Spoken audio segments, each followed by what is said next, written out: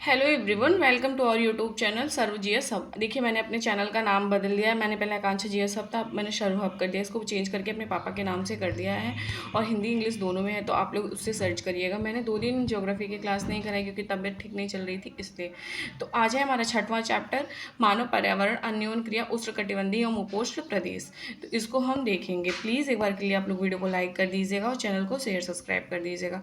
देखो, रेणुका नाम की कोई एक लड़की थी, बहुत ज़्यादा खुश थी, मतलब कि वो अपने चाचा के साथ लगभग 4 महीने के बाद मतलब घर पे थे। फिर वो लोग मतलब ये वह एक वन्यजीव फोटोग्राफर थे। क्या थे उनके चाचा? वन्यजीव फोटोग्राफर थे। वो बहुत यात्रा भी करते थे और वो बहुत छोटी सी उम्र में रेणुका की भी वन्यजीव में और वनों में बहुत ही ज़्यादा मतलब कि और प्राकृतिक चीज़ों में दिलचस्पी थी और वो चाहती थी सब बुक पढ़े, इस सब जगहों पे घूमे।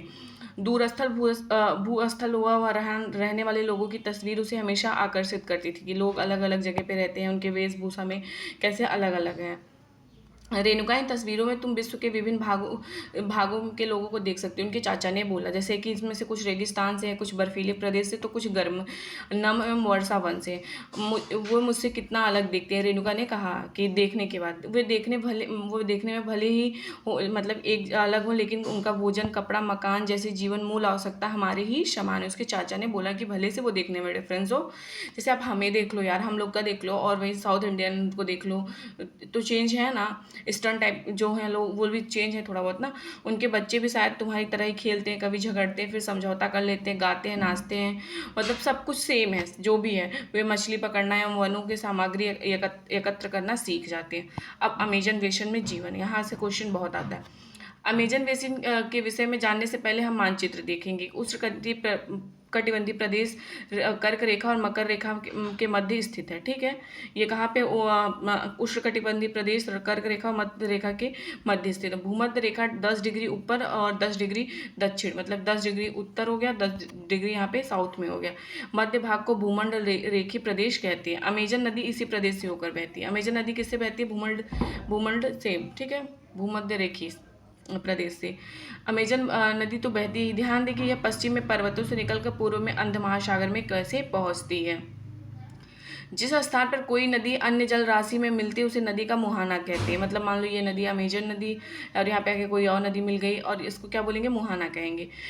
अमेजन नदी में बहुत सारी सहायक नदियाँ मिलकर अमेजन बेसिन का निर्माण करती है। बहुत सारी जो सहायक नदियाँ हैं वो मिलकर किसका निर्माण करती है? अमेजन बेसिन का। यह नदी बेसिन ब्राजील के भाग, पेरू के कुछ भाग, बोल्विया, इक्वाडोर, कोलंबिया तथा वेनेजुला के छोटे भाग में अपवाहित होती है, मतलब कि बहती रहती है। याद रखिएगा, आपसे पूछ भी सकता है इनके बारे में।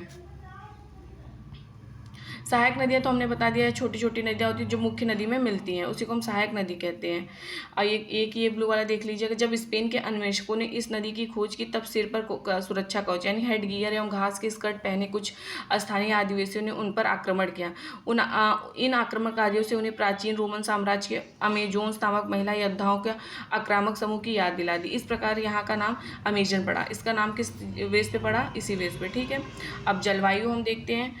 जैसा कि आप जानते हैं कि अमेजन बेसिन भूमध्य रेखा के आसपास फैला है और पूरे वर्ष यहाँ गर्म नम जलवायु रहती है। यहाँ का मौसम दिन रात दोनों ही समय लगभग समान रूप से गर्म एवं आर्द्र होता है तथा शरीर में चिपचिपाहट महसूस होती है। इस प्रदेश में लगभग प्रतिदिन वर्षा होती है और वह बिना किसी पूर्व चेतावनी के। दिन का तापमान उच्च एवं आर्द्रता अति उच्च होती रहती है। रात के समय तापमान कम हो जाता है लेकिन आर्द्रता वैसी की वैसी ही बनी रहती है। आप समझ रहे हो या फिर मैं आपको अच्छे से समझाऊँ? देखिए, जैसा कि हम जानते हैं बेसिन भूमध्य रेखा के आसपास वर्ष भर गर्म और नम जलवायु रहती है। यहाँ का मौसम और दिन रात दोनों ही लगभग समान रूप से गर्म होते हैं और आर्द्र होते हैं तथा शरीर में चिपचिपाहट महसूस होती है। इस प्रदेश में लगभग प्रतिदिन वर्षा होती है और मतलब वह बिना किसी पूर्व चेतावनी के कभी भी बारिश आ जाता है। दिन का तापमान उच्च और आर्द्रता अति उच्च होती है और वहीं रात के समय तापमान क्या होता है? वो कम हो जाता है। अब वर्षावन देखते हैं हम। इन प्रदेशों में अत्यधिक वर्षा के कारण यहाँ की भूमि पर संघनन मतलब बहुत ज़्यादा अगर बारिश होगा, अभी के टाइम देखो यार हम लोग के कितना घास जमा है गाँव पे ना, तो उग जाते हैं। वह इतने संघनन होते हैं कि पत्ती तथा शाखाओं से छत सी बन जाती है। इस तरह से देख रहे हो ना, इस तरह, जिसके कारण सूर्य का प्रकाश धरातल तक पहुँच ही नहीं पाता और सूर्य का प्रकाश इन तक पहुँच ही नहीं पाता, छत टाइप का बन जाता है पूरे घास से। और यहाँ की भूमि प्रकाश रहित एवं नम बनी रहती है, मतलब बिना प्रकाश रहित मतलब प्रकाश नहीं पहुँचता और ये नम रहती है। केवल वही वनस्पति पनप सकती हैं जिसमें छाया बढ़ने की क्षमता हो। परजीवी पौधे के रूप में यहाँ आर्किटिक और ब्रोमीलाइड पैदा होते हैं। ठीक है, परजीवी पौधे के रूप में कौन कौन से होते हैं? आर्किड और ब्रोमीलाइड। देखो, ब्रोमीलाइड एक विशेष प्रकार का पौधा है जो अपनी पत्तियों में जल को संचित रखता है, मतलब बचा के रखता है। मेंढक जैसे प्राणी इन जल के पॉकेट का उपयोग अंडा देने के लिए करते हैं। वर्षावन में प्राणी जात की प्रचुरता होती है। टुक्कन, गुंजन पक्षी, रंगीन पक्षी वाले मकाओ एवं भोजन के लिए बड़ी चोंच वाले विभिन्न प्रकार के पक्षी जो भारत में पाए जाने वाले समान पक्षियों से भिन्न होते हैं यहाँ पाए जाते हैं। प्राणियों में बंदर, स्लॉथ एवं चींटी खाने वाले टैपियर भी पाए जाते हैं, याद रखिएगा। सांप हो गया, सरीसृप हो गया, और मतलब सांप सरीसृप की विभिन्न प्रजातियां भी इन वनों में पाई जाती हैं। मगर हो गया, सांप, अजगर, एनाकोंडा, बोआ, कुछ ऐसी ही प्रजातियां हैं जो। इसके अतिरिक्त हजारों कीड़े मकोड़े भी इस बेसिन में निवास करते हैं। मांस खाने वाली पिरानिया, मत्स्य समेत मछलियां की विभिन्न प्रजाति भी इस नदी में, अमेजन नदी में पाई जाती हैं। कौन सी? पिरानिया, मत्स्य मतलब मछली। इस प्रकार जीवों की विविधता की दृष्टि से हम बेसिन असाधारण रूप से समृद्ध है। ठीक है, असाधारण रूप से समृद्ध है मतलब कि किसी भी तरह से चल रहा है। वर्षावन के निवासी, यहाँ के लोग छोटे से क्षेत्र में वन के कुछ वृक्षों को काटकर अपने भोजन के लिए फसल उगाते हैं। यहाँ के पुरुष शिकार करते हैं तथा नदी में मछली पकड़ते हैं। देखो, यहाँ के पुरुष जो है ना वो शिकार करते हैं तथा नदी में मछली पकड़ते हैं, जबकि महिलाएं फसलों का ध्यान रखती हैं। महिलाएं क्या करती है? फसलों का ध्यान रखती है। वह मुख्यतः टेपी, देखो ये याद रखिएगा, टेपी, योका, अनानास और शकरकंद उगाते हैं, क्योंकि मछली या शिकार मिलना अनिश्चित होता है। तो ऐसे में महिलाएं ही उन्हें अपनी साग सब्जी मतलब उगा के अपने परिवार का भरण पोषण करती। वे कर्तन एवं दहन कृषि पद्धति का प्रयोग करते हैं। देखो, अब कर्तन दहन, यहाँ से क्वेश्चन आता है, मैं आपको पहले बता देती हूँ कर्तन दहन होता क्या है। कर्तन एवं दहन की पद्धति में किसान पहले वृक्षों एवं झाड़ियों को काट कर देता, जैसे मान लो ये पूरा वृक्ष हो गया, ऐसे ऐसे इस तरह से, फिर इसको काट उठ के एकदम साफ कर देंगे, साफ कर देते हैं। उसके बाद फिर इनको जला देते हैं, इसमें आग लगा देंगे, जल जाएगा, फिर जिसमें पोषक तत्व मिट्टी में मिल जाते हैं। इस भूमि पर कुछ वर्षों तक फसल पैदा की जाती है। देखो, हम लोग क्या भी कभी कभी आग नहीं जला देते खेतों में। जमीन के इस टुकड़े के बार बार प्रयोग में मिट्टी में पोषक तत्वों का अभाव हो जाता है, इसलिए इस टुकड़े को छोड़ दिया जाता है। इसके बाद फसल उगाने के लिए दूसरे स्थान को साफ किया जाता है। इस बीच पुराने खेतों में छोटे छोटे वृक्ष उग जाते हैं। इस प्रकार मिट्टी पुनः उपजाऊ बन जाती है। तब लोग इस भूमि के टुकड़े को पुनः जोत लेते हैं। ठीक है, अब आप समझ गए होगे ना कर्तन दहन, इतना याद रखना है यहाँ वाला, बाकी आगे का तो आप कर ही लोगे। इनका मुख्य आहार मेनियोक है। इनका मुख्य आहार क्या है? याद रखिएगा, वर्षावन वाले लोगों का मेनियोक है, जिसे कशावा भी कहते हैं। ये आलू की तरह जमीन के अंदर पैदा होता है। ये चींटियां की रानियों अंडकोश भी खाते हैं। ये लोग क्या खाते हैं? चींटियां की रानियों और अंडकोश भी खाते हैं। काफ़ी, मक्का, कोको जैसी नकदी फसल भी यहाँ पे उगाई जाती हैं। वर्षावन अत्यधिक मात्रा में घरों के लिए लकड़ी प्रदान करते हैं। देखो, वर्षा होगा तो पेड़ पौधे तो बहुत उगेंगे और लकड़ी तो वो लेंगे ही। घर बहुत सारा खाना वाना बनाने के लिए सबके लिए यूज़ करते हैं, घर के लिए तो करते ही हैं। कुछ परिवार मधुमक्खी के छत्तों में आकर छप्पर वाले घरों में रहते। कुछ परिवार मधुमक्खी के छत्ते के आकार वाले, मतलब जैसे मधुमक्खी का घर होता है ना, उस तरह के छप्पर बना के वो रहते हैं। जबकि कुछ लोग मलोका कहे जाने वाले बड़े अपार्टमेंट जैसे घरों में रहते हैं, जिनकी छत तीव्र ढलान वाली होती है। मतलब कुछ लोग अपार्टमेंट में रहते हैं जिसको मलोका कहते हैं, जिनकी छत जो है मतलब तीव्र ढलान वाली होती है। अमेजन बेसिन के लोगों को जीवन धीरे धीरे बदल रहा है। देखो, अमेजन बेसिन के लोगों का जीवन धीरे धीरे मतलब कि बदल रहा है। पुराने समय में वन के अंदर पहुंचने के लिए नदी मार्ग ही एक एकमात्र उपाय था, मतलब नदी से जाते थे। लेकिन अब देखो चेंज तो हो रहा है ना। 1970 में ट्रांस अमेजन महामार्ग बनने से वर्षा वन के सभी भागों तक पहुंचना संभव हो गया, मतलब सब जगह तक पहुंच सकते हैं। 1970 में क्या बना? ट्रांस अमेजन महामार्ग बना था। इसके पहले सिर्फ नदी से जा सकते थे। अनेक स्थानों पर पहुंचने के लिए हवाई जहाज तथा हेलीकॉप्टर का प्रयोग किया जाता है, और जगहों पे हेलीकॉप्टर और हवाई जहाज का प्रयोग करते हैं। इस प्रक्रिया के फलस्वरूप वहां की मूल आबादी को उस क्षेत्र से बाहर निकालकर नए क्षेत्र में बसाना पड़ा, जहां वे अपने पौराणिक तरीके से खेती करते रहे। विकास की गतिविधि के कारण जैविक विविधता वाले वर्षावन धीरे धीरे नष्ट हो रहे हैं। ऐसा अनुमान है कि प्रतिवर्ष अमेजन बेसिन के वर्षावन का भाग जो है, ये बड़ा सा भाग क्या हो रहा है? लुप्त होता जा रहा है। क्या होता जा रहा है? लुप्त होता जा रहा है। आप देख सकते हैं कि वर्षावन के लुप्त होने से व्यापक प्रभाव हो रहा है। भाई बहुत सारे प्रभाव पड़ रहे हैं।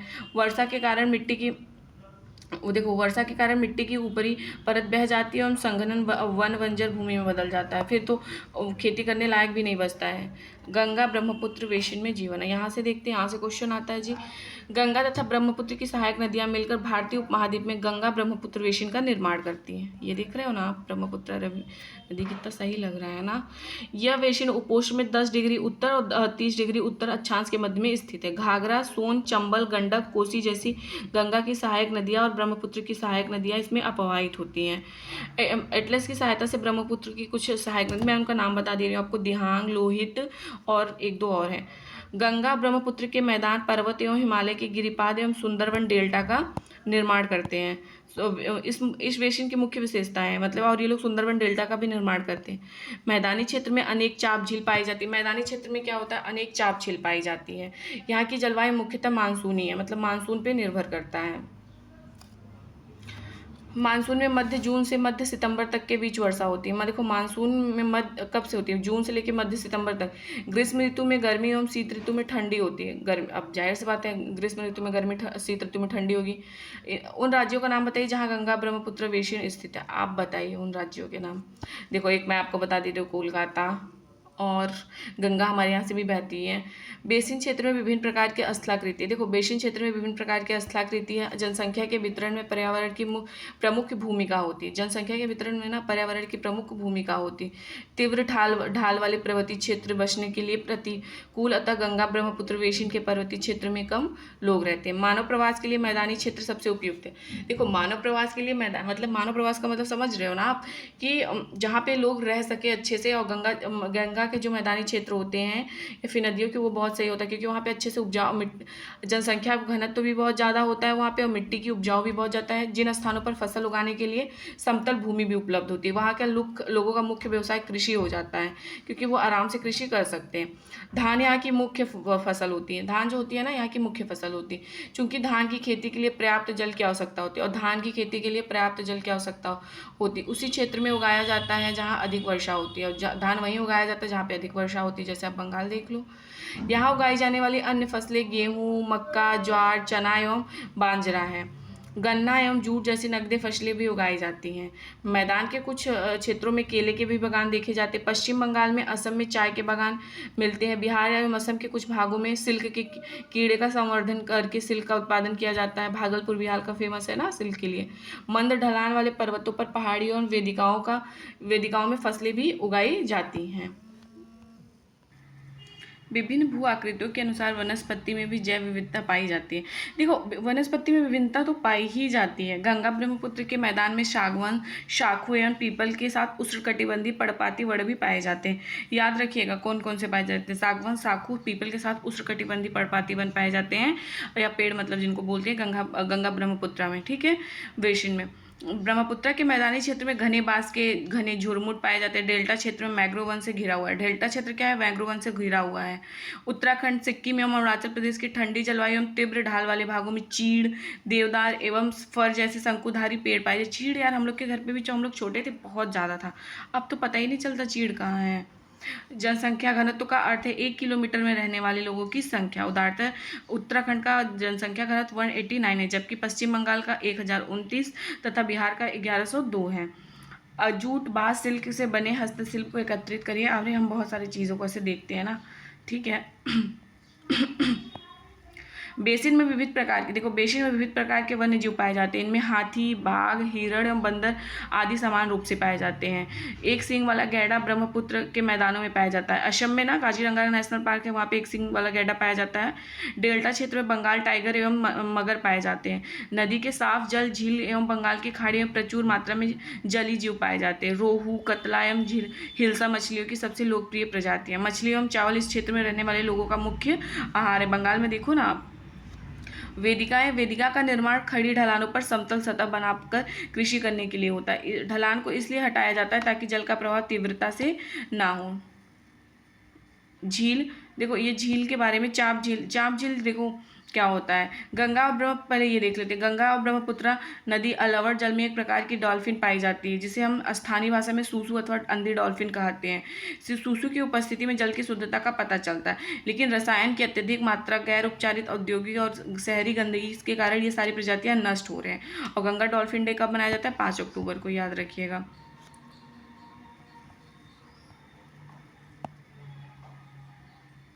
सार्वभौम स्वच्छता कवरेज प्राप्त करने और स्वच्छता पर ध्यान केंद्रित करने के प्रयासों में तेजी लाने के लिए प्रधानमंत्री 2 अक्टूबर को 2014 में स्वच्छ भारत मिशन शुभारंभ किया है। गंगा ब्रह्मपुत्र के मैदानों में कई बड़े शहर कस्बे स्थित हैं, जैसे इलाहाबाद हमारा, यहाँ पे तो हमारे 3 नदियाँ मिलती हैं। यहाँ पे इस बार कुंभ भी लग रहा है। कानपुर, वाराणसी, लखनऊ, पटना एवं कोलकाता जैसे 10 साल से अधिक आबादी वाले शहर गांव नदी तट पर ही स्थित हैं। इन शहरों तथा यहाँ के स्थित उद्योगों का गंदा पानी बहकर नदी में ही जाता है, जिससे नदी प्रदूषित हो जाती है। बेसिन में यातायात का सुविकसित तंत्र उपस्थित होता है। आप देख सकते हैं कि गंगा ब्रह्मपुत्र बेसिन में यातायात के 4 मार्ग सुविकसित है। मैदानी इलाकों में लोग सड़क मार्ग और रेल मार्ग द्वारा एक स्थान से दूसरे स्थान तक जाते हैं। नदी के तटीय क्षेत्र में जल मार्ग यातायात का प्रभावशाली माध्यम है। कोलकाता हुगली नदी पर स्थित एक महत्वपूर्ण पतन है। मैदानी क्षेत्र में कई बड़े हवाई अड्डे पतन भी स्थित हैं। गंगा नदी संरक्षण के लिए नमामि गंगे कार्यक्रम शुरू किया गया है। पर्यटन इस बेसिन की महत्वपूर्ण क्रिया है। पर्यटन लोग घूमने नहीं आते तो हैं। आगरा में यमुना के किनारे स्थित ताजमहल, इलाहाबाद में गंगा यमुना नदी का संगम, उत्तर प्रदेश में बिहार बौद्ध में स्तूप, लखनऊ का इमामबाड़ा, असम में काजीरंगा एवं मानस अन्य प्राणी अभ्यारण्य तथा अरुणाचल प्रदेश की विशिष्ट जनजाति संस्कृति कई दर्शनीय स्थल हैं। लोग घूमने जाते हैं हर जगह वहाँ पे। तो फिर हमारा ये चैप्टर समाप्त होता है। अगर आपको नोट्स लेना होगा तो उसमें ज्योग्राफी हिस्ट्री है, ज्योग्राफी भी है और हिस्ट्री भी है, पॉलिटी भी है। नोट्स की प्राइस 49 रुपीज़ है और नोट्स 49 तो है, लेकिन आप इतना जान लीजिएगा, मतलब पूरे चैप्टर वाइज आपको है, पूरा आपको रिवीजन लास्ट टाइम में बहुत ज़्यादा हेल्प करेगा। तो वीडियो को लाइक करिएगा, कॉमेंट और चैनल को शेयर सब्सक्राइब करिएगा। आप लोग सब्सक्राइब नहीं करते हो यार, प्लीज़ कर दीजिएगा और शेयर भी। Thank you.